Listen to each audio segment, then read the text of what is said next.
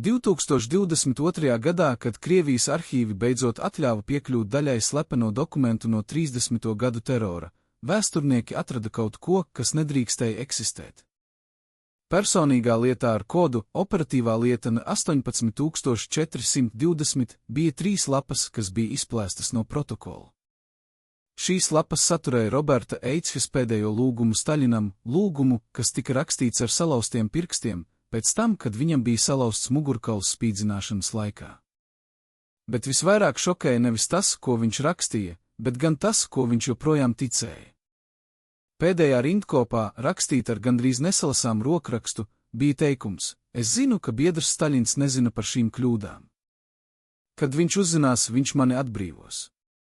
Kāpēc šīs lapas tika izplēstas? Kas tās paslēpa? Un vai pats Staļins kādreiz lasīja šo izmisīgo lūgumu no cilvēka, kurš viņam bija uzticīgs līdz pēdējai elpai? Roberts Eiče nebija nevainīgs upuris.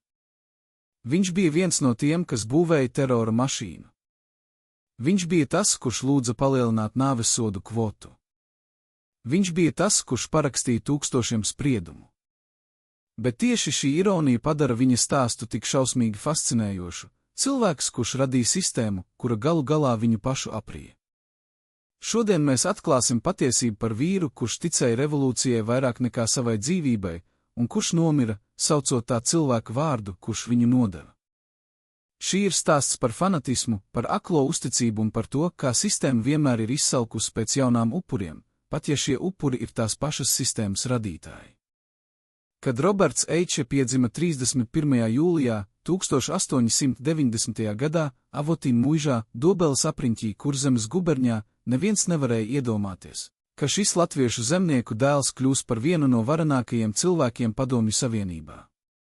Viņa ģimene nebija bagāta, bet viņi nebija arī nabagi. Viņa tēvs strādāja muižā, un jaunais Roberts uzauga, redzot, kā muižnieki dzīvo greznībā, kamēr viņa ģimene cīnās par izdzīvošanu.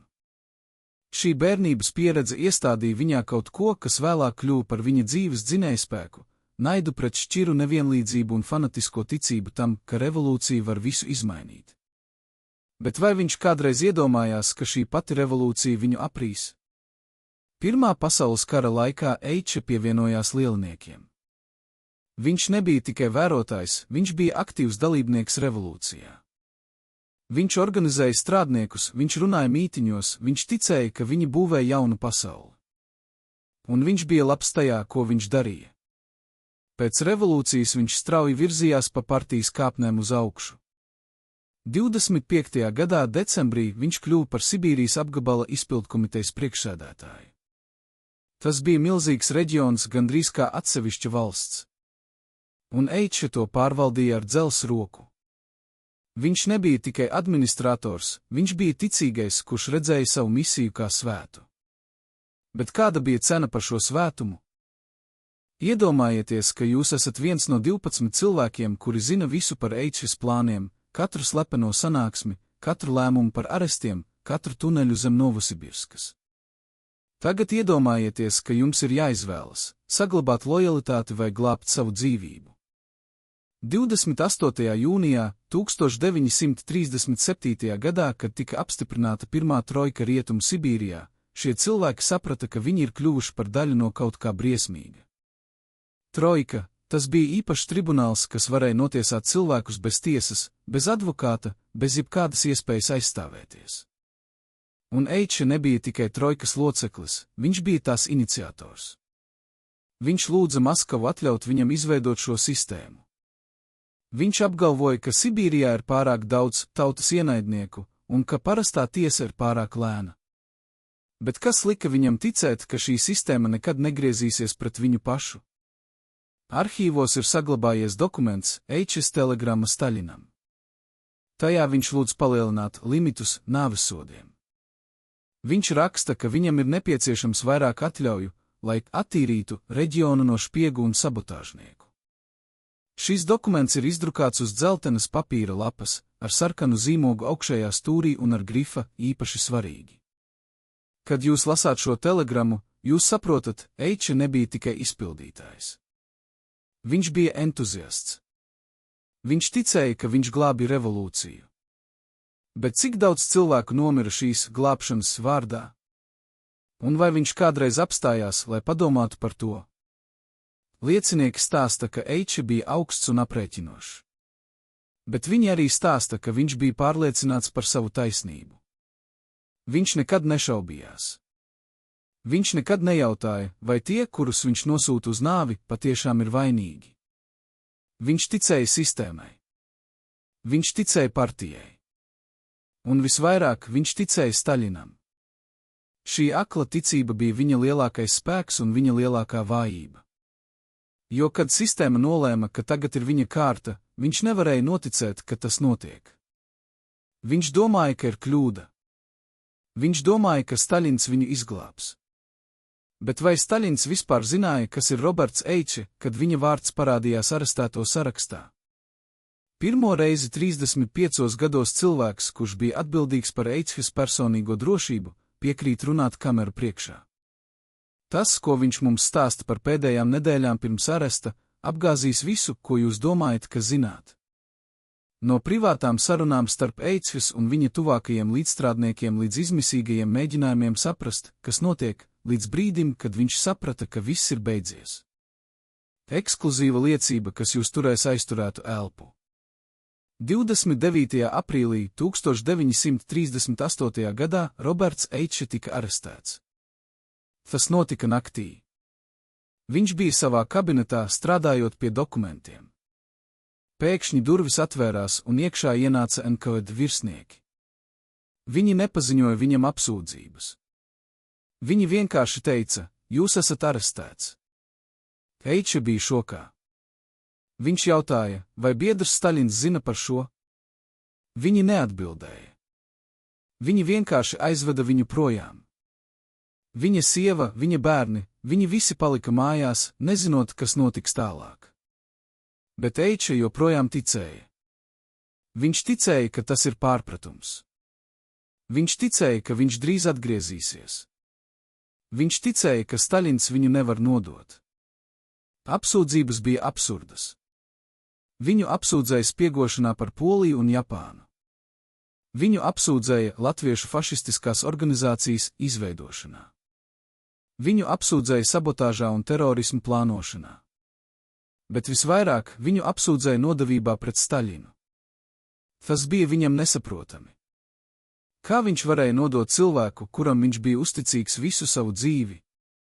Kā viņš varēja būt ienaidnieks sistēmai, kuru viņš pats palīdzēja būvēt? Bet sistēmai nebija vajadzīgas atbildes.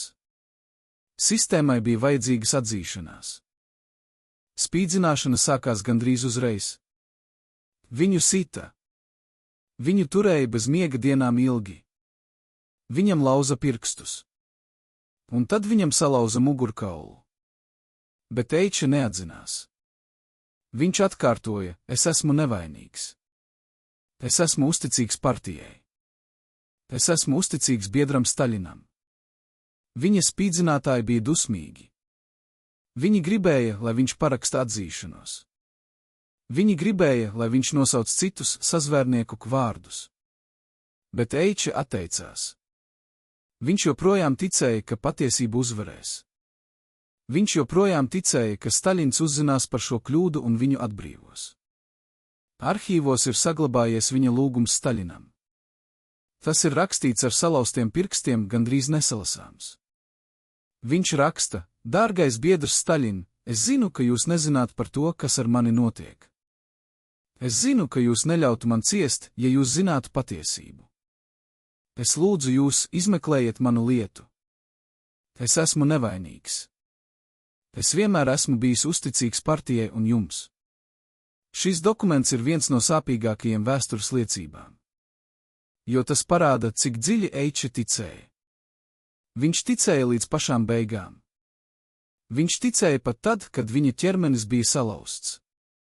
Viņš ticēja pat tad, kad viņš zināja, ka viņš mirs. Bet vai Staļins kādreiz lasīja šo lūgumu? Un ja lasīja, vai viņam bija vienalga? Liecinieki stāsta, ka Eičs cietumā runāja ar citiem ieslodzītajiem. Viņš stāstīja viņiem par savu dzīvi, par savu darbu, par savu ticību revolūcijai. Viņš stāstīja viņiem, ka viņš nekad nenožēlo to, ko viņš darīja. Viņš ticēja, ka viņš darīja pareizo lietu. Bet viņš arī stāstīja, ka viņš nesaprot, kāpēc viņš ir šeit. Viņš nesaprot, kāpēc sistēma, kuru viņš mīlēja, viņu nodeva. Viņš nesaprot, kāpēc Staļins, kuram viņš bija uzticīgs, viņu pameta. Šīs sarunas atklāja cilvēku, kurš bija salauzts ne tikai fiziski, bet arī garīgi. Bet vai viņš kādreiz saprata, ka viņa ticība bija viņa lielākā kļūda? Kad viņu veda uz tiesu, viņš joprojām cerēja. Viņš domāja, ka tiesa būs viņa iespēja pierādīt savu nevainību. Viņš domāja, ka viņš varēs runāt un ka cilvēki viņu uzklausīs. Bet tiesa ilga tikai dažas stundas. Viņam neuzdeva jautājumus. Viņam neļāva aizstāvēties. Viņam tikai paziņoja spriedumu, nāvessods. Un pat tad, kad viņš dzirdēja šos vārdus, viņš sauca, lai dzīvo Staļins. Lai dzīvo partija. Viņš ticēja līdz pašām beigām. Bet vai kāds viņu dzirdēja? Ar nedēļu pirms viņa nāves vadītājiem bija slepena tikšanās, kas neparādījās nevienā oficiālajā protokolā. Ārzemju sūtnis ieradās naktī, pavadīja stundu prezidenta kabinetā un aizbrauca, nesveicinoties ne ar vienu. Liecinieki stāsta, ka pēc šīs sarunas diktators iznāca no kabineta balts kā siena. Ko viņam teica tajā naktī? Vai viņam piedāvāja trimdā, vai viņam nolasīja nāves sodu? Kas bija šis cilvēks, GRB aģents, CIA sūtnis vai kāds daudz varenāks?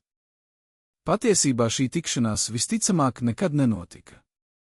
Bet leģendas par to joprojām dzīvo. Daži vēsturnieki apgalvo, ka Eiče pēdējās dienās mēģināja sazināties ar ārvalstu diplomātiem.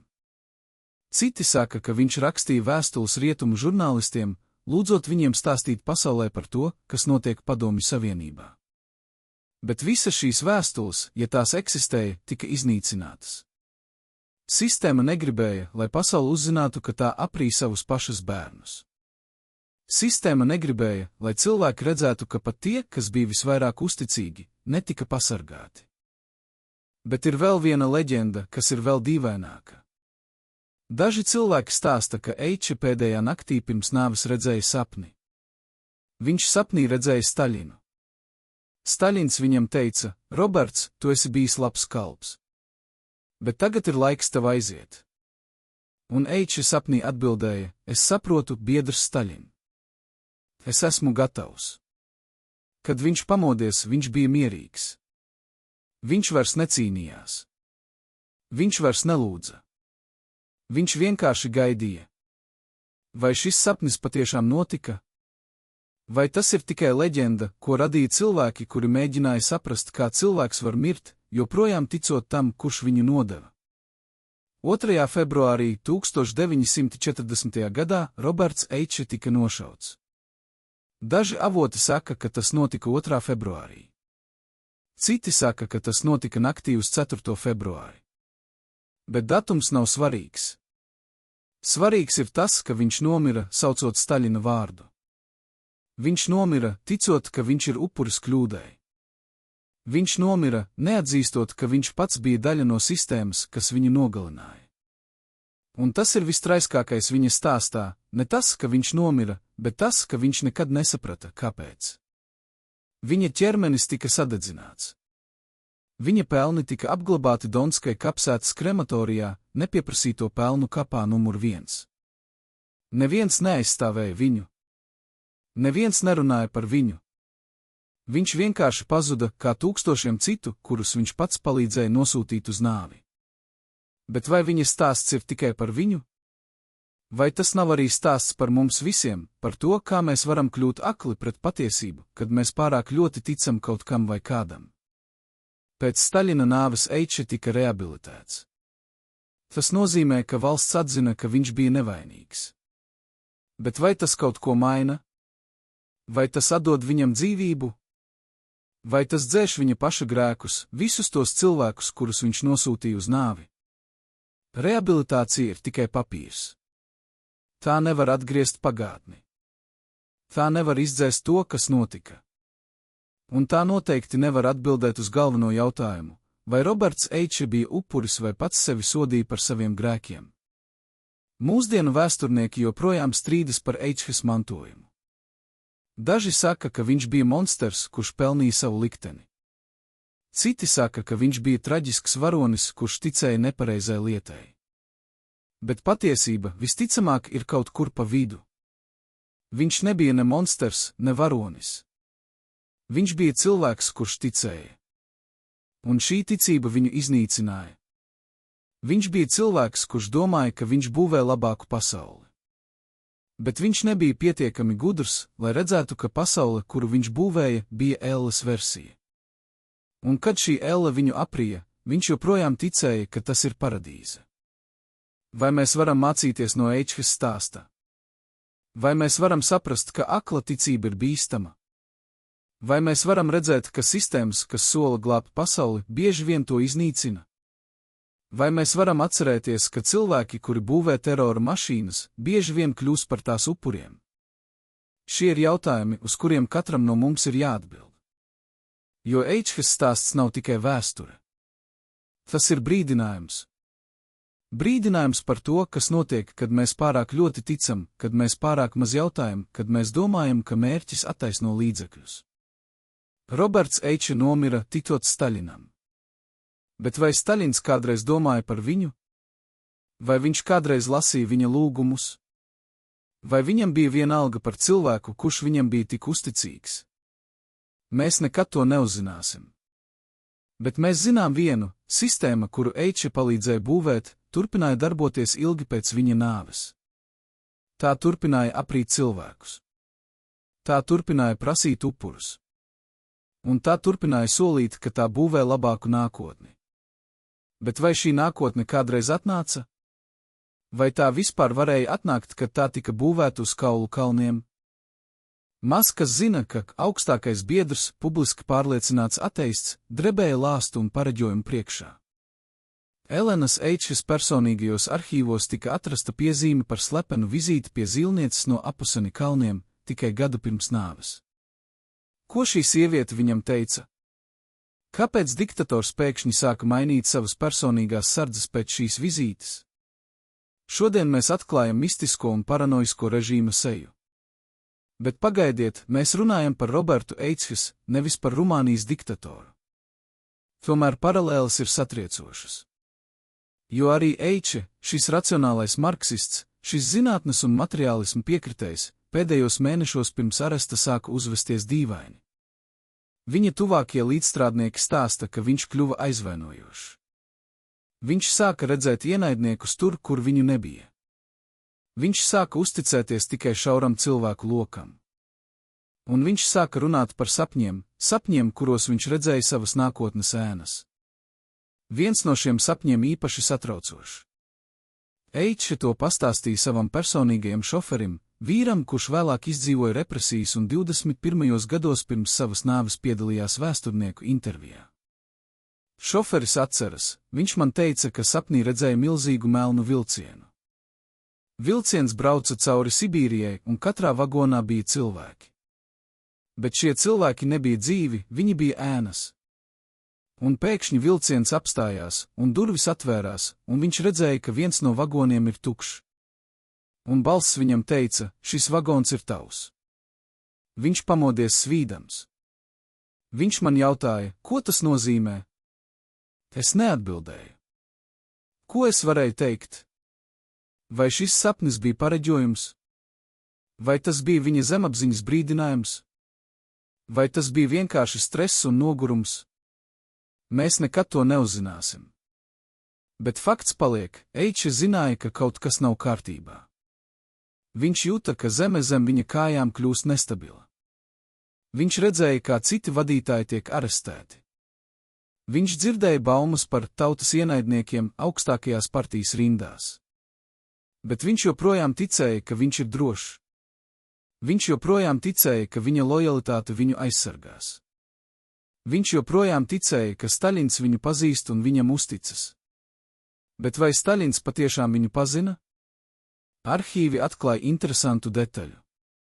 Kad Eičs vārds pirmo reizi parādījās NKVD sarakstā kā iespējamais arestējamais, Staļins blakus tam uzrakstīja vienu vārdu – kas?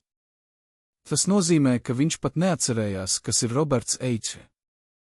Šis cilvēks, kurš bija uzticīgs Staļinam visu savu dzīvi, kurš parakstīja tūkstošiem nāvessodu Staļina vārdā, kurš būvēja Staļina impēriju Sibīrijā, šis cilvēks bija tikai vārds sarakstā. Viņš nebija persona. Viņš nebija draugs. Viņš bija tikai instruments. Un kad instruments vairs nebija vajadzīgs, to izmeta. Liecinieki stāsta, ka pēdējās nedēļās pirms aresta Eičhe kļuva gandrīz maniekāls savā darbā. Viņš strādāja 18 stundas dienā. Viņš pārbaudīja katru dokumentu, katru ziņojumu, katru statistiku. Viņš gribēja pierādīt, ka viņš ir nevainojams. Viņš gribēja pierādīt, ka viņš ir labākais. Viņš gribēja pierādīt, ka viņš ir cienīgs Staļina uzticībai. Bet jo vairāk viņš strādāja, jo vairāk viņš kļuva paranoiski. Viņš sāka domāt, ka viņa līdzstrādnieki viņu novēro. Viņš sāka domāt, ka viņa telefoni tiek noklausīti. Viņš sāka domāt, ka viņa vēstules tiek lasītas. Un viņš bija taisnība, viņi to darīja. NKVD bija sācis viņa lietu jau mēnešus pirms aresta. Viņi vāca informāciju. Viņi intervēja cilvēkus, kuri viņu pazina. Viņi meklēja jebko, ko varētu izmantot pret viņu. Un viņi to atrada, vai drīzāk viņi to izgudroja. Viņi apgalvoja, ka viņš ir poļu spiegs. Viņi apgalvoja, ka viņš ir japāņu spiegs. Viņi apgalvoja, ka viņš plāno terora aktus. Viņi apgalvoja, ka viņš veido slepenu organizāciju, lai gāztu Staļinu. Viss tas bija absurds. Bet sistēmai nebija vajadzīga patiesība. Sistēmai bija vajadzīgs ienaidnieks. Un Eičhe kļuva par šo ienaidnieku. Bet kāpēc? Kāpēc tieši viņš? Daži vēsturnieki saka, ka tas bija tāpēc, ka viņš bija pārāk veiksmīgs. Viņš bija pārāk populārs. Viņš bija pārāk neatkarīgs. Staļins nebija patika cilvēki, kuri varētu kļūt par konkurentiem. Citi saka, ka tas bija tāpēc, ka viņš bija latvietis. 30. gados Staļins kļuva aizvainojošs pret visām mazākumtautībām. Viņš domāja, ka viņi visi ir potenciālie nodevēji. Vēl citi saka, ka tas bija vienkārši nejaušība, Eičhes vārds bija nepareizajā vietā nepareizajā laikā. Bet patiesība, visticamāk, ir vienkāršāka, sistēmai bija vajadzīgas jaunas upuri, un Eičhe bija pieejams. Kad viņu arestēja, viņa pirmā reakcija nebija bailes. Tā bija neticība. Viņš nevarēja noticēt, ka tas notiek ar viņu. Viņš nevarēja noticēt, ka sistēma, kuru viņš mīlēja, viņu nodeva. Viņš nevarēja noticēt, ka Staļins, kuram viņš bija uzticīgs, viņu pameta. Bet pēc tam nāca bailes.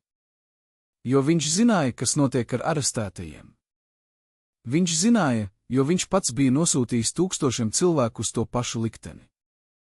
Viņš zināja par spīdzināšanu. Viņš zināja par piespiedu atzīšanos. Viņš zināja par viltus tiesām. Un tagad tas viss notika ar viņu. Vai jūs varat iedomāties šo ironiju? Vai jūs varat iedomāties šo šausmu? Līdz pēdējai mirklei es ticēju, ka mēs izbēgsim, saka bijušais virsnieks no Eičhes personīgās sardzes, rokas joprojām trīcot pēc 35 gadiem. Ko šis cilvēks zināja, ko mēs nezinām? Šovakar 3 bijušie drošības iekšējā loka locekļi runā pirmo reizi par noslēpumiem, kurus viņi glabāja gadu desmitiem. Viņu atklājumi mainīs visu, ko jūs domājat, ka zināt par režīma pēdējām dienām. Pirmais liecinieks, sauciet viņu par Aleksandru, bija Eičhes personīgais apsargs no 1935. līdz 37. gadam. Viņš atceras, Eičhe bija 2 cilvēki. Publiskais Eičhe augsts, aprēķinošs, nežēlīgs. Un privātais Eičhe nomākts, šaubīgs, baidīgs. Es redzēju viņu abos veidos. Publiskajā sanāksmēs viņš runāja par nepieciešamību attīrīt partiju. Viņš runāja par tautas ienaidniekiem ar tādu naidu, ka cilvēki drebēja. Bet naktīs, kad viņš domāja, ka neviens viņu neredz, es redzēju viņu sēžam pie loga, skatoties uz tumsu, un viņa seja bija pilna ar izmisumu. Otrais liecinieks, sauciet viņu par Borisu, bija NKVD virsnieks, kurš piedalījās Eičhes izmeklēšanā. Viņš stāsta, mums tika dots rīkojums iegūt atzīšanos. Jebkādā veidā. Mēs zinājām, ko tas nozīmē. Bet ar Eičfes tas bija citādi. Viņš nebija parasts ieslodzītais. Viņš bija viens no mums. Viņš bija tas, kurš parakstīja rīkojumus par citiem. Un tagad mēs darījām to pašu ar viņu. Tas bija dīvaini. Daži no maniem kolēģiem atteicās piedalīties. Viņi teica, ka tas nav pareizi. Bet viņi tika aizstāti. Un darbs turpinājās. Trešais liecinieks, sauciet viņu par Viktoru, bija Eičes šūnas biedrs pēdējās nedēļās pirms sprieduma. Viņš stāsta, Eiče runāja. Viņš runāja daudz. Viņš stāstīja man par savu dzīvi, par savu darbu, par savu ticību. Viņš stāstīja man, ka viņš nekad nenožēlo to, ko viņš darīja. Viņš teica, ka viņš darīja to, kas bija jādara. Bet viņš arī teica, ka viņš nesaprot, kāpēc viņš ir šeit. Viņš teica, ka viņš ir uzticīgs. Viņš teica, ka viņš vienmēr ir bijis uzticīgs. Un viņš jautāja man, kāpēc Staļins mani pameta? Es neatbildēju. Ko es varēju teikt? Šīs liecības atklāja kaut ko būtisku, Eiče līdz pašām beigām nevarēja saprast, ka problēma nebija viņā. Problēma bija sistēmā. Sistēma, kuru viņš palīdzēja būvēt, bija konstruēta tā, lai aprītu cilvēkus. Tā nebija kļūda. Tā nebija pārpratums. Tā bija tās būtība. Un Eiče, kurš bija tik gudrs citās lietās, nekad to nesaprata. Viņš domāja, ka ja viņš būs pietiekami uzticīgs, pietiekami centīgs, pietiekami nežēlīgs pret citiem, tad viņš būs drošs. Bet neviens nebija drošs. Pat tie, kas bija visvairāk uzticīgi. Aleksandrs turpina, pēdējā dienā pirms aresta es redzēju kaut ko, ko nekad neaizmirsīšu. Eiče sēdēja savā kabinetā, un viņa priekšā bija kaudze dokumentu. Tas bija saraksts ar cilvēkiem, kurus viņš bija nosūtījis uz nāvi. Viņš lasīja šos vārdus. Viņš lasīja tos skaļi. Un pēc katra vārda viņš teica, tautas ienaidnieks. Pareizi. Bet tad viņš apstājās. Viņš skatījās uz vienu vārdu ilgāk. Un viņš teica, vai viņš patiešām bija ienaidnieks? Vai es kļūdījos? Un tad viņš papurināja galvu un teica, nē, es nekļūdījos. Partija nekļūdās. Bet viņa balsī bija šaubas. Pirmo reizi es dzirdēju viņa balsī šaubas. Boris stāsta, kad mēs viņu spīdzinājām, viņš kliedza. Viņš kliedza no sāpēm. Bet viņš arī kliedza citus vārdus. Viņš kliedza, es esmu nevainīgs. Es esmu uzticīgs. Staļin glāb mani. Tas bija grūti dzirdēt. Jo mēs zinājām, ka Staļins viņu neglābs. Mēs zinājām, ka Staļins visticamāk pat nezina, kas viņš ir. Bet viņš joprojām ticēja. Pat kad viņa ķermenis bija salauzts, viņš joprojām ticēja. Un tas bija vistraiskākais - redzēt cilvēku, kurš tic kaut kam, kas viņu nodeva. Viktors atceras, vienu nakti Eiče man pajautāja, vai tu tici Dievam? Es teicu, nē, viņš teica, es arī ne. Bet tagad es vēlos. Jo ja Dievs eksistē, tad vismaz ir kāds, kurš redz patiesību. Vismaz ir kāds, kurš zina, ka es esmu nevainīgs. Un tad viņš sāka raudāt. Tas bija vienīgais reizi, kad es redzēju viņu raudam. Un es sapratu, viņš bija salauzts. Ne tikai viņa ķermenis. Viņa gars. Šīs liecības ir sāpīgas. Bet tās ir arī svarīgas. Jo tās parāda, ka Eiče nebija vienkārši monsters. Viņš bija cilvēks. Cilvēks ar šaubām, ar bailēm, ar cerībām. Bet viņš arī bija cilvēks, kurš izvēlējās ticēt sistēmai, kas nogalināja miljoniem. Un šī izvēle viņu iznīcināja. Vai mēs varam viņu žēlot? Vai mēs varam viņu piedot? Vai mēs varam viņu saprast? Šie ir jautājumi, uz kuriem katram no mums ir jāatbild. Jo Eičes stāsts nav tikai par viņu. Tas ir par mums visiem, par izvēlēm, ko mēs pieņemam, par lietām, kurām mēs ticam, par sekām, ko mēs neiedomājamies. Iedomājieties Eičes personīgā seifa atslēgu. Šī atslēga atvēra ne tikai metāla durvis, bet arī vienu no tumšākajiem noslēpumiem padomju vēsturē. Kad NKVD virsnieki pēc aresta atvēra šo seifu, viņi atrada dokumentu, kas mainīja visu. Tas nebija parasts dokuments, tas bija saraksts. Bet ne jebkāds saraksts. Tas bija melnais saraksts, 15 vārdi, rakstīti ar Eičes roku, ar datumu 25. decembris 1937. gads. Blakus katram vārdam bija piezīme pēc svētkiem. Kas bija šie cilvēki? Kāpēc viņi bija šajā sarakstā? Un kas notika ar viņiem? Šis dokuments ir viens no viskontroversiālākajiem atradumiem Eičes lietā. Daži vēsturnieki apgalvo, ka tas pierāda, ka Eiče plānoja savas attīrīšanas, ka viņš gribēja iznīcināt savus konkurentus un nostiprināties varā. Citi saka, ka tas ir viltojums, ka NKVD to izveidoja, lai attaisnotu viņa arestu. Vēl citi saka, ka tas ir patiess, bet ka Eiče to rakstīja pēc Staļina rīkojuma, ka viņš bija tikai izpildītājs, nevis iniciators. Bet patiesība visticamāk ir sarežģītāka. Ja mēs uzmanīgi aplūkojam šo sarakstu, mēs redzam interesantu modeļu. Visi 15 vārdi ir augsta ranga partijas funkcionāri Rietumu Sibīrijā. Visi viņi bija cilvēki, kuri strādāja ar Eičes. Visi viņi bija cilvēki, kuri zināja viņa noslēpumus. Un visi viņi bija cilvēki, kuri varētu kļūt par lieciniekiem pret viņu, ja kaut kas noiet greizi. Vai tas nozīmē, ka Eiče plānoja viņus iznīcināt, lai aizsargātu sevi?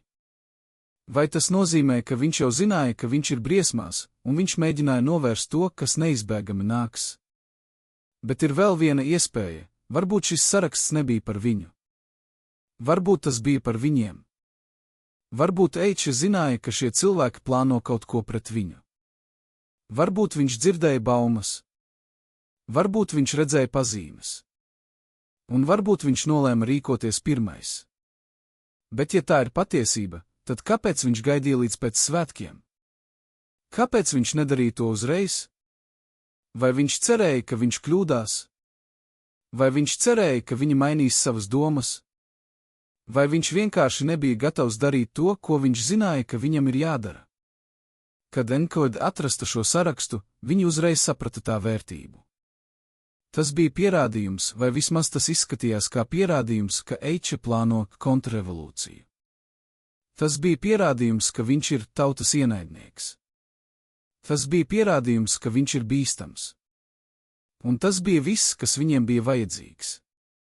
Viņi izmantoja šo dokumentu, lai attaisnotu viņa arestu. Viņi izmantoja to, lai attaisnotu viņa spīdzināšanu. Viņi izmantoja to, lai attaisnotu viņa nāvessodu.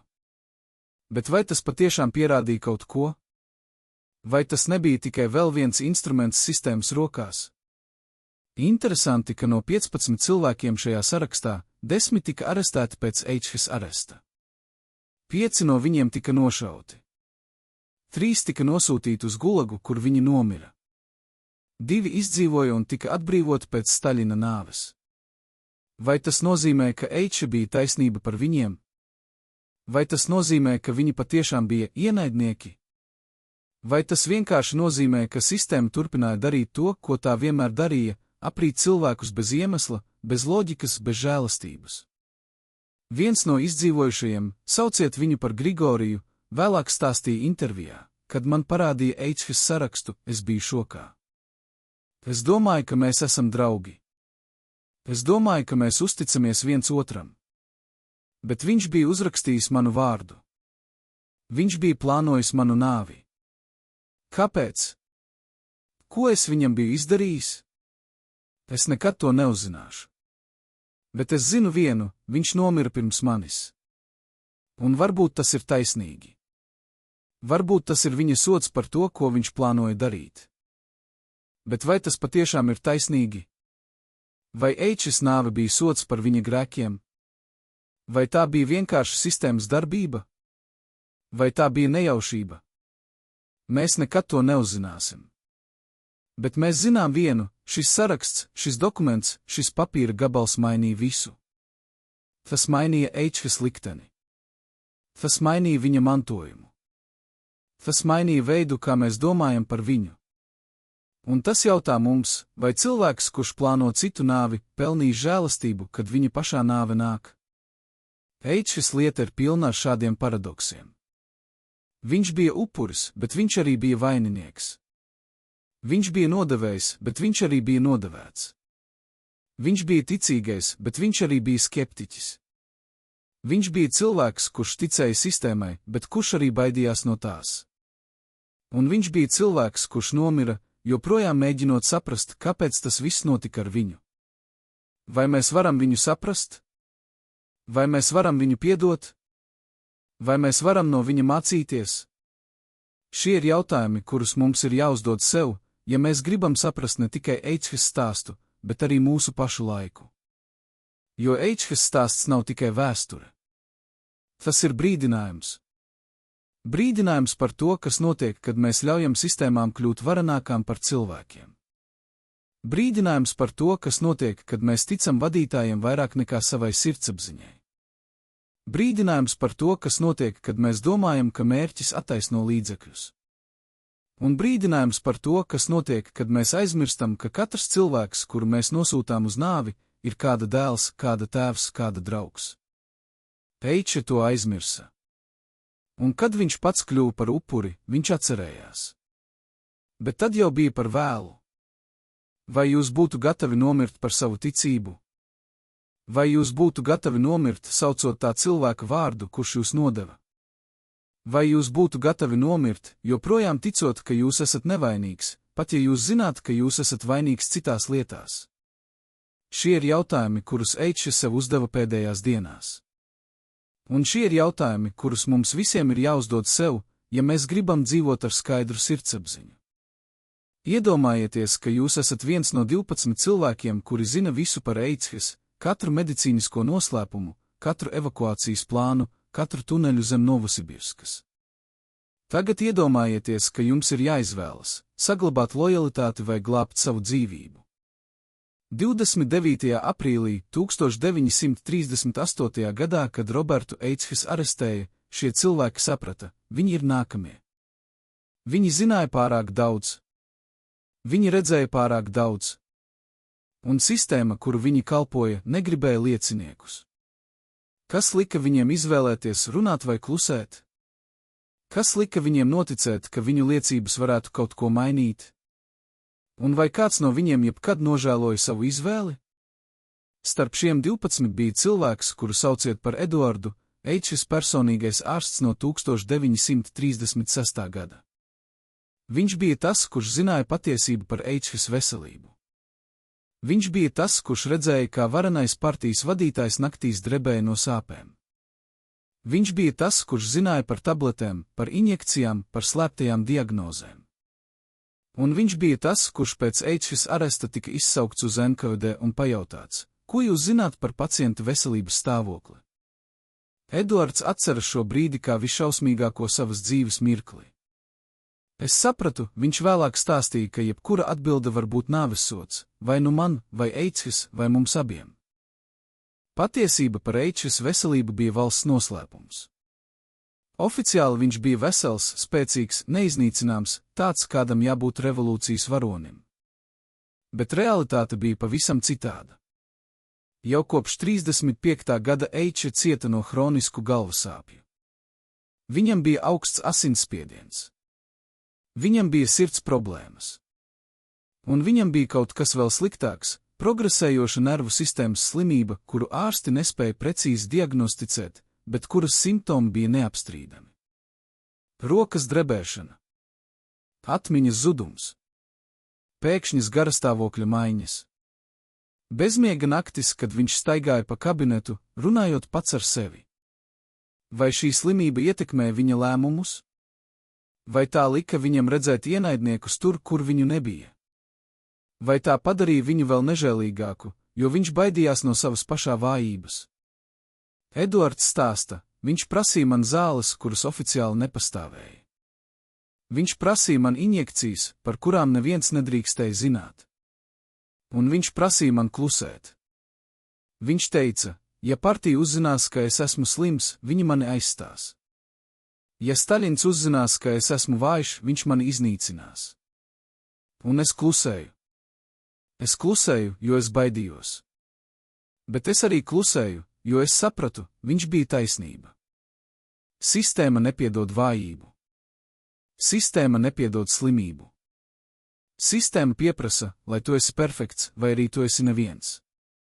Bet slimība nebija vienīgā lieta, ko Eiča slēpa. Bija arī medikamenti. Eduards atceras, ka viņš pasūtīja Eičas speciālus preparātus no Vācijas, pretsāpju līdzekļus, miega tabletes, stimulantus, kas palīdzēja viņam palikt nomodā 18 stundas dienā. Daži no šiem medikamentiem bija eksperimentāli. Daži bija bīstami. Un daži radīja atkarību. Viņš kļuva atkarīgs, Eduards atzīst. Viņš nevarēja gulēt bez tabletēm. Viņš nevarēja strādāt bez stimulantiem. Viņš nevarēja funkcionēt bez ķīmijas. Un es biju tas, kurš viņam to deva. Es biju tas, kurš viņu iznīcināja lēnām, tableti pēc tabletes. Kad NKVD virsnieki pajautāja Eduardam par Eičas veselību, viņš stāvēja krustcelēs. Viņš varēja teikt patiesību, ka Eiča bija slims, ka viņš bija atkarīgs, ka viņš nebija tas varenais vadītājs, par kuru visi domāja. Bet tā būtu nozīmējusi atzīt, ka viņš pats bija daļa no šī mela. Vai arī viņš varēja melot, teikt, ka Eiča ir vesels, ka nav nekādu problēmu, ka viss ir kārtībā. Bet tā būtu nozīmējusi aizsargāt cilvēku, kurš jau bija pazudis. Eduards izvēlējās trešo ceļu, viņš teica, es nevaru atbildēt uz šo jautājumu bez pacienta atļaujas. Un ar to viņš parakstīja savu spriedumu. Viņu arestēja nākamajā dienā. Viņu apsūdzēja medicīniskā sabotāžā, apgalvojot, ka viņš apzināti kaitēja Eičas veselībai, lai vājinātu padomju varu. Tas bija absurds. Bet sistēmai nebija vajadzīga loģika. Sistēmai bija vajadzīgs vaininieks. Un Eduards kļuva par šo vaininieku. Viņu spīdzināja. Viņu lika atzīties. Un viņš atzinās, ne tāpēc, ka tas bija taisnība, bet tāpēc, ka viņš vairs nevarēja izturēt sāpes. Viņš parakstīja dokumentu, kurā teica, ka viņš bija daļa no ārstu sazvērestības, kas mēģināja nogalināt padomju vadītājus. Un ar to viņš kļuva par daļu no vēstures, ne kā varonis, bet kā viltus nodevējs. Bet Eduards nebija vienīgais. Bija arī citi, Eičas šoferis, kurš zināja par slēptajiem maršrutiem. Eičas sekretāre, kura zināja par slēptajām vēstulēm. Eičas personīgais apsargs, kurš zināja par slēptajām sanāksmēm. Visi viņi tika arestēti. Visi viņi tika spīdzināti. Visi viņi tika liekti atzīties. Un visi viņi kļuva par daļu no lietas pret Eičas, lietas, kas bija konstruēta no meliem, no piespiedu atzīšanās, no viltus pierādījumiem. Bet sistēmai tas bija pietiekami. Sistēmai vienmēr bija pietiekami. Fizioloģija kļuva par simbolu.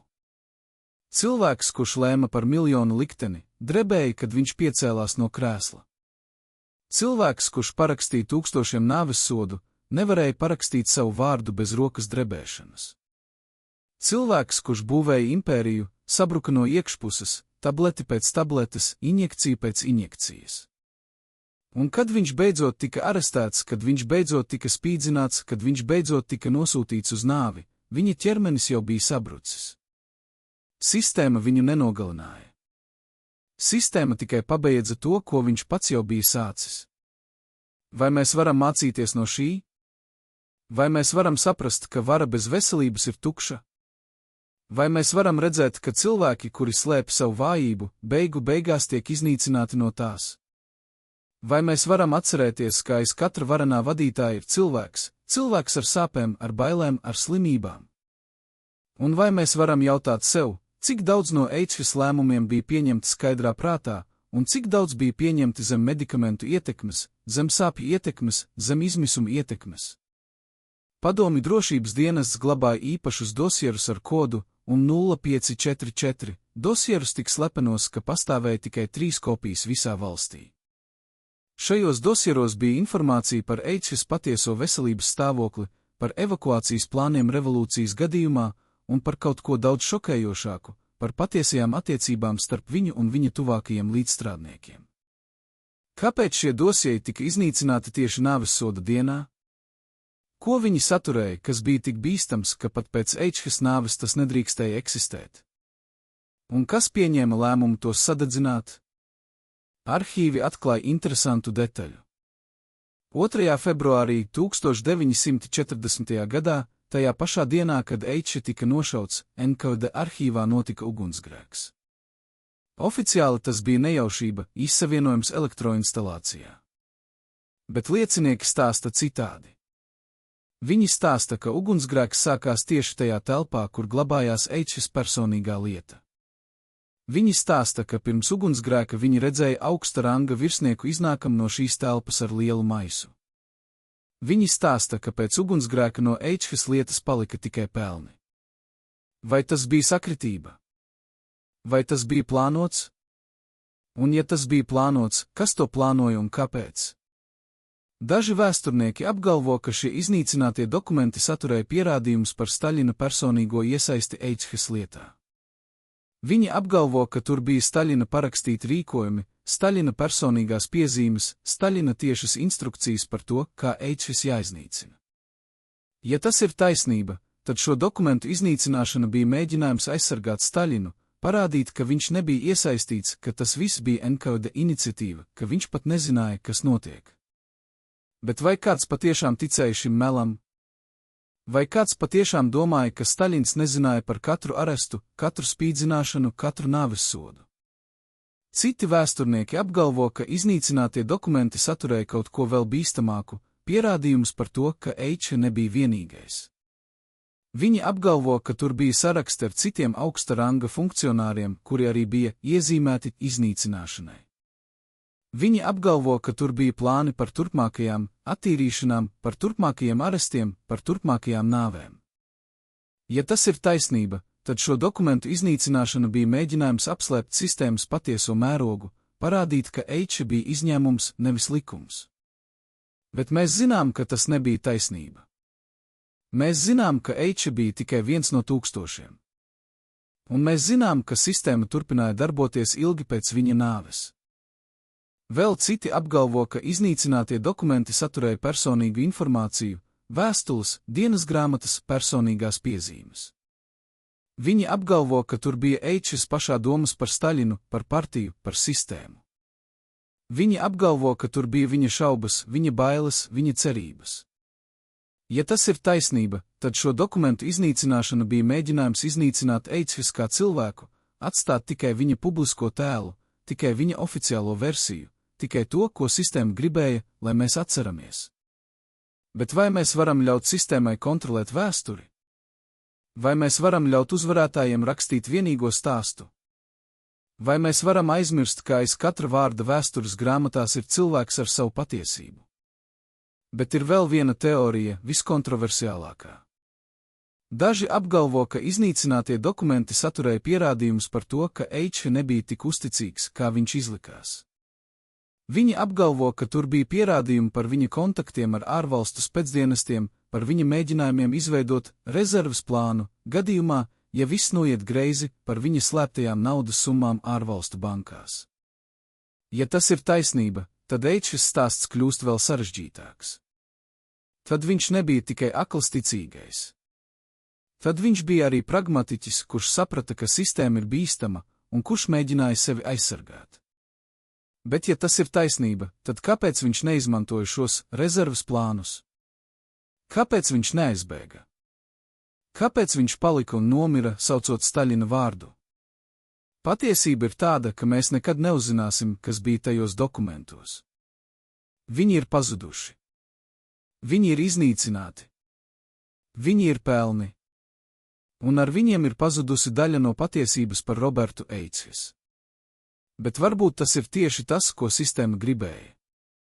Varbūt sistēma gribēja, lai mēs nekad neuzzinātu pilnu patiesību.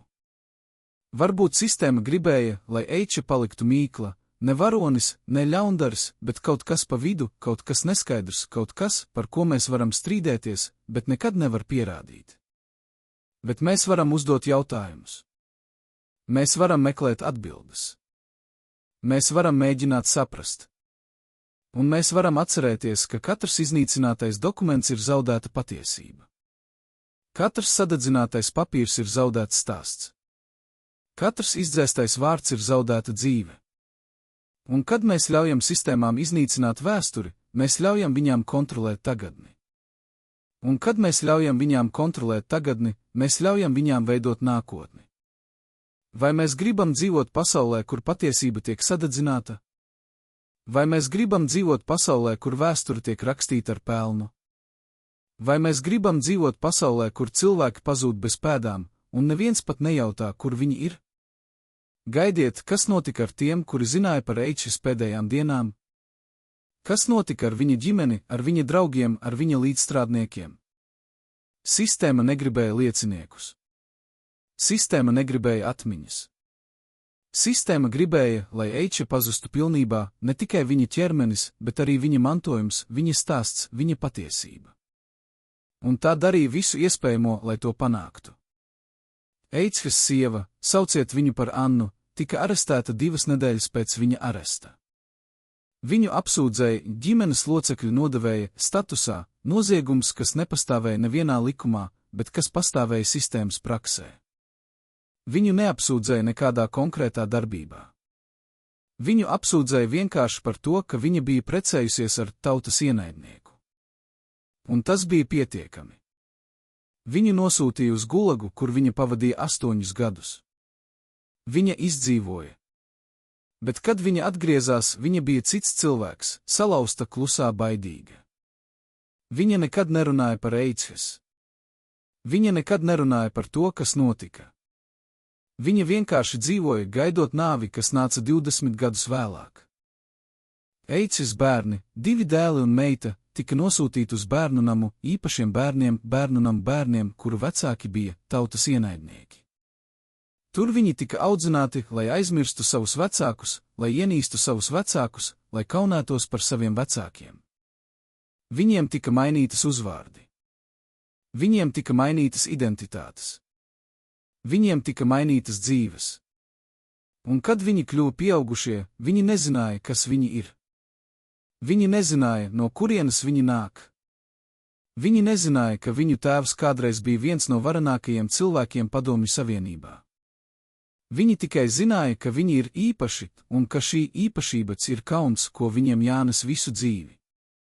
Eičes tuvākie līdzstrādnieki, tie, kuri nebija arestēti uzreiz, dzīvoja bailēs. Viņi zināja, ka viņi var būt nākamie.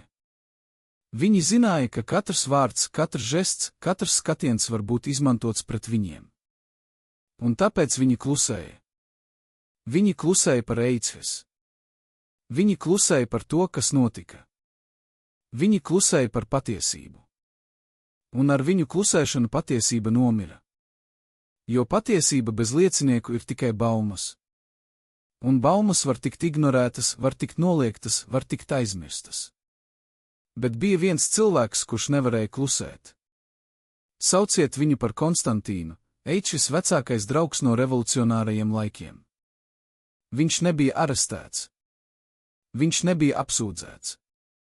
Viņš bija drošs, vai vismaz tik drošs, cik kāds varēja būt tajos laikos. Bet viņš nevarēja dzīvot ar klusēšanu. Viņš nevarēja dzīvot ar meliem. Un tāpēc viņš izdarīja kaut ko neticamu, viņš uzrakstīja vēstuli Staļinam. Šī vēstule ir saglabājusies arhīvos. Tā ir datēta ar 10. martu 1940. gadā, mēnesi pēc Eičes nāves. Tajā Konstantīns raksta: Dārgais biedrs Staļin, es zinu, ka es riskēju ar savu dzīvību, rakstot jums. Bet es nevaru klusēt. Roberts Eiče nebija tautas ienaidnieks. Viņš bija uzticīgs revolūcijai. Viņš bija uzticīgs partijai. Viņš bija uzticīgs jums. Es zinu, ka viņš tika apsūdzēts briesmīgās lietās. Bet es arī zinu, ka šīs apsūdzības ir melīgas. Es lūdzu jūs, izmeklējiet viņa lietu vēlreiz. Es lūdzu jūs, atjaunojiet viņa godu. Es lūdzu jūs, neļaujiet, lai viņa vārds tiek aptraipīts ar meliem. Šī vēstule nekad nesaņēma atbildi. Bet Konstantīns tika arestēts 2 nedēļas pēc tās nosūtīšanas. Viņu apsūdzēja mēģinājumā aizstāvēt tautas ienaidnieku. Viņu spīdzināja. Viņu lika atzīties. Un viņš atzinās, ne tāpēc, ka tas bija taisnība, bet tāpēc, ka viņš vairs nevarēja izturēt. Viņu nosūtīja uz Gulagu, kur viņš nomira pēc 3 gadiem. Bet viņa vēstule palika. Tā palika kā liecība. Tā palika kā pierādījums. Tā palika kā atgādinājums, ka bija cilvēki, kuri mēģināja runāt patiesību, pat kad patiesība bija nāvīga. Vai mēs varam mācīties no Konstantīna? Vai mēs varam saprast, ka klusēšana ir arī izvēle? Vai mēs varam redzēt, ka, kad mēs klusējam par netaisnību, mēs kļūstam par tās daļu? Vai mēs varam atcerēties, ka ir brīži, kad runāšana ir svarīgāka par izdzīvošanu? Šie ir jautājumi, kurus Konstantīns sev uzdeva. Un šie ir jautājumi, kurus mums visiem ir jāuzdod sev, ja mēs gribam dzīvot ar godu. Roberts H. nomira ticot Staļinam. Bet Konstantīns nomira ticot patiesībai. Kurš no viņiem bija gudrāks? Kurš no viņiem bija drosāks? Kurš no viņiem atstāja lielāku mantojumu? Mēs varam strīdēties par to, bet mēs nevaram noliegt, ka abi viņi bija upuri sistēmai, kas aprī cilvēkus bez iemesla, bez žēlastības, bez beigu. Un mēs nevaram aizmirst, ka šī sistēma nebija dabas katastrofa. Tā nebija nejaušība. Tā bija cilvēku radīta. Tā bija cilvēku uzturēta. Un tā bija cilvēku atbalstīta, līdz brīdim, kad tā sāka aprīt arī tos, kuri to atbalstīja. Vai jūs būtu gatavi uzrakstīt vēstuli, zinot, ka tā var jūs nogalināt? Vai jūs būtu gatavi runāt patiesību, zinot, ka neviens jūs neklausīsies? Vai jūs būtu gatavi upurēt savu dzīvību par citu cilvēku godu? Šie ir jautājumi, kurus Konstantīns sev uzdeva. Un šie ir jautājumi, kurus mēs visi varam cerēt, ka mums nekad nebūs jāuzdod. Bet ja mums būs, vai mēs būsim pietiekami drosmīgi, lai atbildētu pareizi?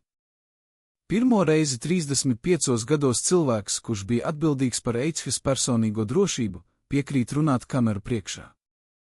Tas, ko viņš mums stāsta par pēdējām nedēļām pirms sprieduma, apgāzīs visu, ko jūs domājat, ka zināt.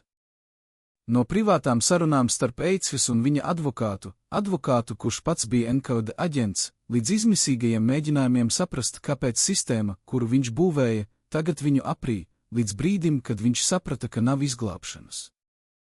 Ekskluzīva liecība, kas jūs turēs aizturētu elpu un liks jums jautāt, vai cilvēks var mīlēt to, kas viņu nogalina. Šis cilvēks, sauciet viņu par Viktoru, bija Eichhas pēdējais kontakts ar ārpasauli pirms sprieduma. Viņš atceras, 2. februāra rītā, 1940. gadā, es saņēmu zvanu. Man teica, viņš grib jūs redzēt. Es zināju, kas tas nozīmē. Es zināju, ka šī būs pēdējā reize. Kad es iegāju kamerā, es gandrīz viņu neatpazinu. Viņa seja bija pietūkusi no sitieniem. Viņa rokas bija saliektas nepareizos leņķos. Viņa mugura bija saliekta tā, ka viņš nevarēja stāvēt taisni. Bet viņa acis joprojām degāja ar to pašu uguni, ko es atcerējos no mūsu pirmās tikšanās. Viktors turpina. Viņš man teica, es zinu, ka tu esi viens no viņiem. Es zinu, ka tu ziņo par katru manu vārdu. Bet man ir vienalga. Es gribu, lai tu zini patiesību. Es gribu, lai kāds zina patiesību. Un tad viņš man pastāstīja visu. Viņš man pastāstīja par trojkām, par nāvessodu kvotām, par cilvēkiem, kurus viņš nosūtīja uz nāvi. Viņš man teica, es domāju, ka es glābju revolūciju. Es domāju, ka es būvēju labāku pasauli. Bet es būvēju elli. Un tagad šī elle mani aprī. Un tas ir taisnīgi. Tas ir taisnīgi, jo es to pelnīju. Bet tad Eichs teica kaut ko, kas Viktoru šokēja vēl vairāk, bet es joprojām ticēju Staļinam. Es joprojām ticu, ka viņš nezina. Es joprojām ticu, ka ja viņš uzzinātu, viņš mani glābtu. Vai tas padara mani muļķi? Vai tas padara mani fanātiķi? Vai tas padara mani traģisku varoni? Es nezinu. Es tikai zinu, ka es nevaru pārstāt ticēt. Jo ja es pārstāju ticēt, tad viss, ko es darīju, viss, par ko es cīnījos, viss, ko es upurēju, tas viss bija velti. Un es nevaru dzīvot ar šo domu. Es labāk nomirstu, ticot melam, nekā dzīvotu, zinot patiesību.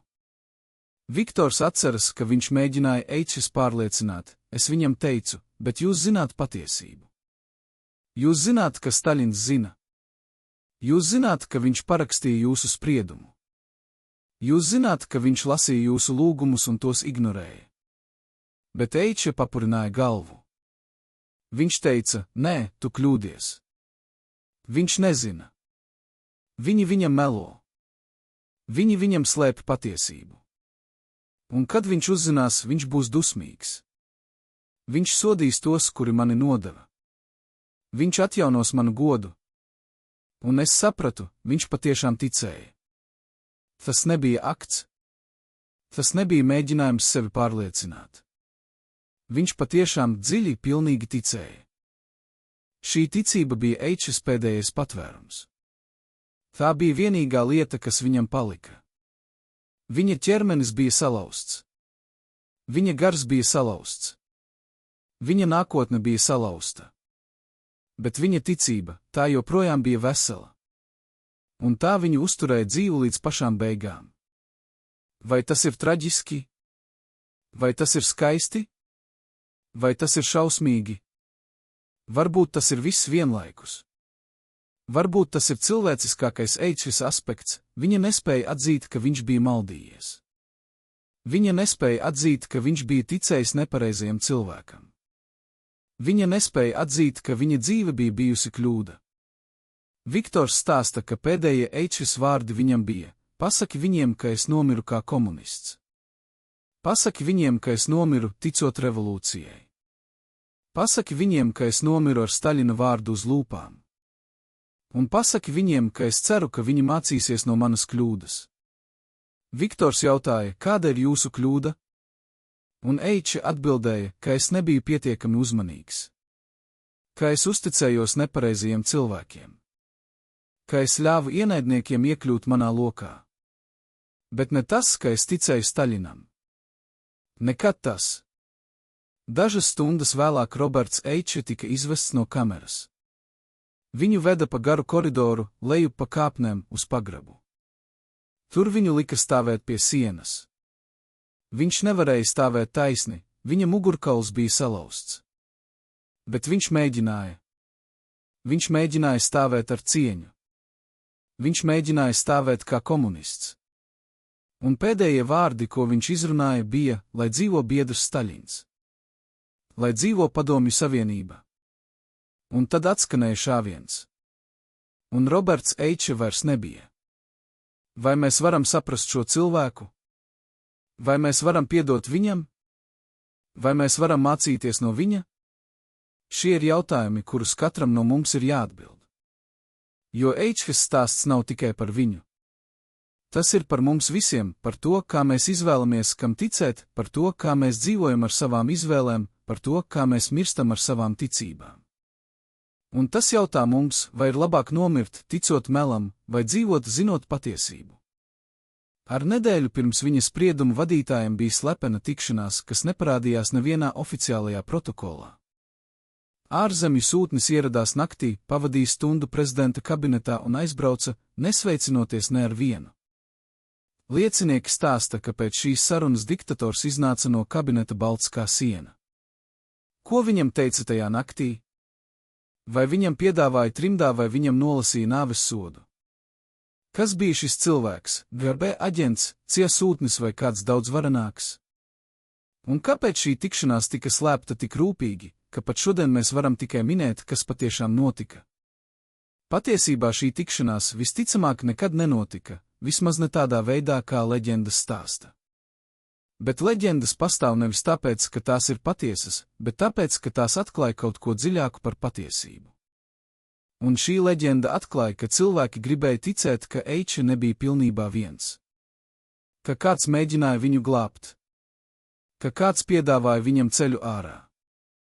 Un ka viņš to noraidīja, ne tāpēc, ka viņš bija muļķis, bet tāpēc, ka viņš bija uzticīgs līdz pašām beigām.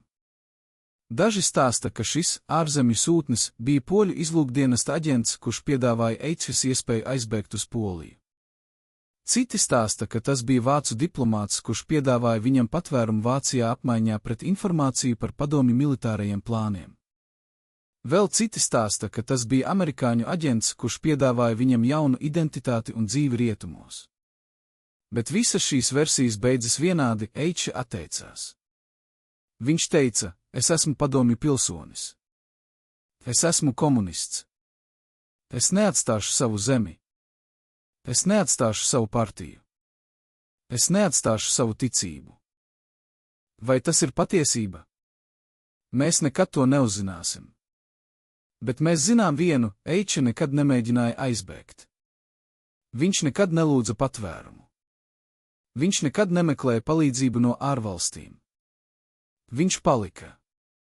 Viņš palika, pat zinot, ka viņš mirs. Viņš palika, pat zinot, ka neviens viņu neglābs.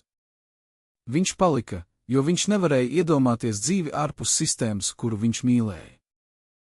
Un tas ir vistraiskākais viņa stāstā, ne tas, ka viņš nomira, bet tas, ka viņš nevarēja dzīvot citādi. Bet ir vēl viena leģenda, vēl dīvaināka, vēl mistiskāka. Daži cilvēki stāsta, ka Eičs pēdējā naktī pirms sprieduma redzēja vīziju. Viņš redzēja visu to cilvēku sejas, kurus viņš bija nosūtījis uz nāvi. Viņi stāvēja ap viņu, klusējot, skatoties uz viņu. Un viņš viņiem jautāja: vai jūs man piedodat? Un viņi atbildēja: mēs nevaram tev piedot. Bet mēs saprotam. Jo tu arī esi upuris. Tu arī esi daļa no tās pašas sistēmas, kas mūs nogalināja. Un tagad tā nogalina tevi. Un tas ir taisnīgi. Ne tāpēc, ka tu to pelnīji vairāk nekā mēs, bet tāpēc, ka taisnība neeksistē šajā pasaulē. Eksistē tikai vara. Un vara vienmēr uzvar. Kad Eičs pamodies no šīs vīzijas, viņš bija mierīgs. Viņš vairs necīnījās. Viņš vairs nelūdza. Viņš vienkārši gaidīja. Un kad viņu veda uz nāvi, viņš gāja ar paceltām galvām, cik daudz viņa salauzts ķermenis to atļāva. Viņš gāja kā cilvēks, kurš bija pieņēmis savu likteni. Viņš gāja kā cilvēks, kurš bija sapratis, ka viņa dzīve bija bijusi traģēdija, bet ka šī traģēdija bija neizbēgama. Viņš gāja kā cilvēks, kurš joprojām ticēja, ne sistēmai, ne Staļinam, bet kaut kam lielākam, kaut kam, ko viņš pats nevarēja nosaukt. Vai šī vīzija patiešām notika? Vai tā ir tikai leģenda? Mēs nekad to neuzzināsim. Bet mēs zinām, ka cilvēki grib ticēt, ka Eičs pēdējās stundās saprata. Ka viņš saprata savu vainu. Ka viņš saprata savu traģēdiju. Ka viņš saprata, ka viņš bija gan upuris, gan vaininieks. Un varbūt šī ticība ir svarīgāka par patiesību. Jo tā ļauj mums cerēt, ka pat tie, kuri dara ļaunu, var galu galā saprast. Ka pat tie, kuri būvē elli, var galu galā redzēt, ko viņi ir darījuši. Ka pat tie, kuri mirst, ticot melam, var pēdējā mirklī ieraudzīt patiesību. Iedomājieties Eičs personīgā seifa atslēgu. Šī atslēga atvēra ne tikai metāla durvis, bet arī vienu no tumšākajiem noslēpumiem padomju vēsturē. Kad NKVD virsnieki pēc aresta atvēra šo seifu, viņi atrada dokumentu, kas mainīja visu. Tas nebija parasts dokuments, tas bija saraksts. Bet ne jebkāds saraksts. Tas bija melnais saraksts, 15 vārdi, rakstīti ar Eičs roku, ar datumu 25. decembris 1937. gads. Blakus katram vārdam bija piezīme pēc svētkiem. Bet šis saraksts saturēja vēl kaut ko, 16. vārdu, kas bija pārsvītrots tik stipri, ka to gandrīz nevarēja izlasīt. Un kad eksperti to izpētīja, viņi atklāja šokējošu patiesību. Šis vārds bija paša Eičs vārds. Kas tas nozīmē? Vai Eičs zināja, ka viņš būs nākamais? Vai viņš jau tad 27. gadā saprata, ka sistēma, kuru viņš būvēja, galu galā viņu aprīs? Vai viņš uzrakstīja savu vārdu kā brīdinājumu sev? Vai viņš to uzrakstīja kā lūgumu sev, lai apstātos, lai mainītos, lai aizbēgtu, kamēr vēl ir laiks? Vai viņš to uzrakstīja kā pravietojumu, pravietojumu, kas piepildījās ar šausmīgu precizitāti. Daži vēsturnieki apgalvo, ka šis pārsvītrotais vārds pierāda, ka H bija paranoiski. Ka viņš redzēja ienaidniekus visur, pat sevī. Ka viņš bija zaudējis saikni ar realitāti. Bet citi apgalvo pretējo, ka šis vārds pierāda, ka H bija vienīgais, kurš patiešām saprata sistēmu. Ka viņš saprata, ka neviens nav drošs. Ka viņš saprata, ka pat tie, kuri būvē terora mašīnu, galu galā kļūst par tās upuriem. Un ka viņš uzrakstīja savu vārdu kā atgādinājumu, ka viņš nav izņēmums, ka viņš nav īpašs, ka viņš ir tikai vēl viens cilvēks, kurš gaida savu kārtu. Bet ir vēl viena interpretācija, visšausmīgākā. Varbūt H uzrakstīja savu vārdu ne kā brīdinājumu, bet kā lūgumu. Varbūt viņš gribēja, lai kāds viņu apturētu. Varbūt viņš gribēja, lai kāds viņu arestētu, pirms viņš var darīt vēl vairāk ļauna. Varbūt viņš saprata, ka viņš ir kļuvis par monstru, un viņš gribēja, lai kāds viņu iznīcinātu, pirms viņš var iznīcināt vēl vairāk cilvēku.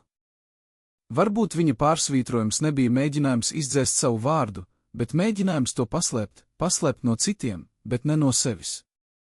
Jo viņš zināja. Viņš vienmēr zināja. Kad šis dokuments tika atklāts, NKVD virsnieki bija apjukuši. Viņi nezināja, ko ar to darīt. Viņi nezināja, kā to interpretēt. Viņi nezināja, vai tas pierāda H vainu vai viņa nevainību. Un tāpēc viņi nolēma to ignorēt. Viņi nolēma, ka tas ir tikai dīvaina detaļa, kas neko nepierāda. Viņi nolēma, ka tas ir labāk aizmirst. Un tāpēc šis dokuments tika ielikts atpakaļ seifā, un seifs tika aizzīmogots, un neviens par to vairs nerunāja, līdz arhīvi tika atvērti 21. gadsimtā. Bet tagad, kad mēs zinām par šo dokumentu, mēs varam jautāt, ko tas mums stāsta par Robertu H. Vai tas stāsta, ka viņš bija pravietis, kurš paredzēja savu likteni? Vai tas stāsta, ka viņš bija paranoiķis, kurš redzēja ienaidniekus visur? Vai tas stāsta, ka viņš bija cilvēks ar sirdsapziņu, kurš saprata savu vainu? Vai tas stāsta, ka viņš bija cilvēks, kurš gribēja tikt sodīts par saviem grēkiem? Mēs nekad to neuzzināsim. Bet mēs zinām vienu, Roberts H. nebija vienkāršs cilvēks. Viņš bija sarežģīts, pretrunīgs, traģisks. Un viņa stāsts ir sarežģīts, pretrunīgs, traģisks. Šis melnais saraksts ar pārsvītroto 16. vārdu kļuva par simbolu. Simbolu tam, ka sistēma, kuru H. būvēja, bija konstruēta tā, lai galu galā aprītu visus, pat tos, kuri to būvēja. Simbolu tam, ka neviens nav drošs autoritārā režīmā, ne zemnieki, ne strādnieki, ne pat tie, kuri ir varas virsotnē. Simbolu tam, ka vara, kas balstās uz bailēm, galu galā iznīcina pati sevi. Un simbolu tam, ka cilvēki, kuri domā, ka viņi kontrolē sistēmu, patiesībā ir kontrolēti no tās. Vai mēs varam mācīties no šī? Vai mēs varam saprast, ka katrs, kurš būvē terora mašīnu, galu galā kļūs par tās upuri? Vai mēs varam redzēt, ka vara bez atbildības ir pašnāvība? Vai mēs varam atcerēties, ka katrs saraksts ar ienaidniekiem galu galā ietver arī tā autora vārdu? Šie ir jautājumi, kurus H. stāsts mums uzdod. Un šie ir jautājumi, uz kuriem mums ir jāatbild, ja mēs gribam izvairīties no tās pašas traģēdijas. 2. februārī 1940. gadā Roberts H. tika izvests no savas kameras pēdējo reizi. Daži avoti saka, ka tas notika rītā. Citi saka, ka tas notika naktī uz 4. februāri. Bet precīzais laiks nav svarīgs. Svarīgs ir tas, ka viņš gāja uz savu nāvi ar paceltām galvām, cik daudz viņa salauzts ķermenis to atļāva. Viņš gāja, saucot, lai dzīvo biedrs Staļins. Lai dzīvo Padomju Savienība. Viņš gāja, ticot, ka viņš ir upuris kļūdai, nevis sistēmai. Viņš gāja, neatzīstot, ka viņš pats bija daļa no mašīnas, kas viņu nogalināja. Un tas ir vistraiskākais viņa stāstā, ne tas, ka viņš nomira, bet tas, ka viņš nekad nesaprata, kāpēc. Pēc viņa nāves sistēma turpināja darboties. 15 cilvēki no viņa melnā saraksta tika arestēti. 5 no viņiem sastapa savu likteni tāpat kā H. 3 tika nosūtīti uz Gulagu, kur viņu ceļi noslēdzās. 2 izdzīvoja un tika atbrīvoti pēc Staļina aiziešanas. Eichhis ģimene tika izklīdināta, viņa sieva pavadīja 8 gadus gulagā, viņa bērni tika nosūtīti uz īpašiem bērnu namiem, kur viņiem tika mainītas identitātes. Viņa tuvākie līdzstrādnieki dzīvoja bailēs, klusējot par to, ko viņi zināja. Un viņa vārds tika izdzēsts no vēstures, līdz brīdim, kad viss mainījās. Pēc Staļina aiziešanas 1953. gadā sākās process, ko sauc par atkušņu. Tūkstošiem cilvēku, kuri bija apsūdzēti kā tautas ienaidnieki, tika rehabilitēti. Viņu vārdi tika atjaunoti. Viņu ģimenes tika atbrīvotas. Un viņu stāsti tika stāstīti, vismaz daļēji. Roberts Eichs bija viens no viņiem. Viņš tika rehabilitēts. Oficiāli tika atzīts, ka viņš bija nevainīgs. Oficiāli tika atzīts, ka viņa apsūdzības bija viltus. Oficiāli tika atzīts, ka viņš bija upuris, nevis vaininieks. Bet vai rehabilitācija kaut ko maina? Vai tā atdod viņam dzīvību? Vai tā dzēš viņa paša grēkus, visus tos cilvēkus, kurus viņš nosūtīja uz nāvi? Rehabilitācija ir tikai papīrs. Tā nevar atgriezt pagātni. Tā nevar izdzēst to, kas notika. Un tā noteikti nevar atbildēt uz galveno jautājumu, vai Roberts Eichs bija upuris vai pats sevi sodīja par saviem grēkiem. Patiesība visticamāk ir tāda, ka viņš bija abi. Viņš bija upuris sistēmai, kuru viņš pats palīdzēja būvēt. Viņš bija vaininieks neskaitāmu cilvēku nāvē. Un viņš bija traģisks varonis, kurš ticēja nepareizai lietai līdz pašām beigām. Mūsdienu vēsturnieki joprojām strīdas par Eichhis mantojumu. Daži saka, ka viņš bija monsters, kurš pelnīja savu likteni. Citi saka, ka viņš bija traģisks varonis, kurš ticēja nepareizai lietai. Bet patiesība visticamāk ir kaut kur pa vidu. Viņš nebija ne monsters, ne varonis. Viņš bija cilvēks, kurš ticēja. Un šī ticība viņu iznīcināja. Viņš bija cilvēks, kurš domāja, ka viņš būvē labāku pasauli. Bet viņš nebija pietiekami gudrs, lai redzētu, ka pasaule, kuru viņš būvēja, bija Elles versija. Un kad šī Elle viņu aprija, viņš joprojām ticēja, ka tas ir paradīze. Viņa pelni tika apglabāti Donskai kapsētas krematorijā, nepieprasīto pelnu kapā numur 1.